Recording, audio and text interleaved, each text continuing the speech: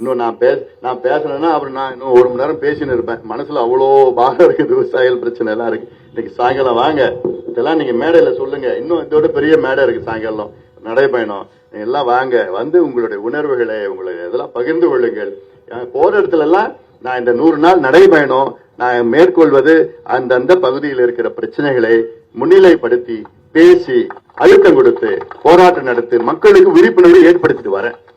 நான் இப்ப போனதுனால நிறைய மாற்றங்கள் வந்துட்டு இருக்கு. இது நான் பெருமையா சொல்லல, பட் நான் ஒவ்வொரு பகுதியிலும் நான் போறதுனால அந்த பகுதியில் இருக்கிற இப்ப நான் அன்னைக்கு போய் கிருஷ்ணகிரியில விவசாயிகளை பத்தி பார்த்து பேசி அவங்க பிரச்சனை அடுத்த நாளே அதை எடுத்து பேசுறேன்.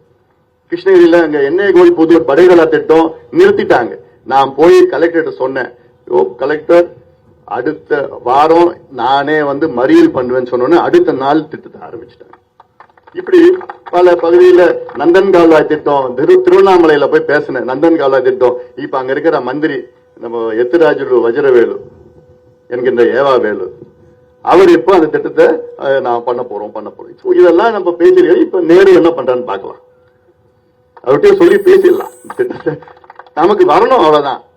அறிவிச்சு பண்ண போறாங்க, விளம்பரப்படுத்தி போறாங்க. இன்னும் 6 மாசத்துல ஒண்ணும் பண்ண முடியாது அவங்களால. அது வேற. அட்லீஸ்ட் எல்லா கட்சியும் ஒரு பேசட்டுமே.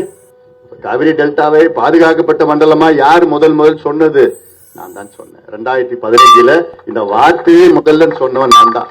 அது கொண்டு வந்து அழுத்தம் கொடுத்து எங்க தேர்தல் அறிக்கையில அறிவிச்சு பிரச்சாரத்தின் பொழுது சொல்லி இதை பாதுகாக்கணும். அந்த மண்டல டெல்டா பகுதியை ONGC, methane, ethane, shale gas எல்லாம் போய் அதை எடுக்கக்கூடாது.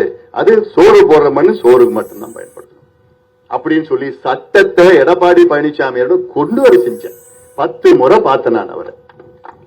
10 முறை பார்த்து கடைசியில பாக்குறப்போ பண்ணுங்க, வரலாற்று உங்க பேரு காலங்காலமா இருக்கும் அப்படிலாம் கன்வின்ஸ் பண்ணி அப்புறம் தான் சட்டத்தை கொண்டு வந்தார்.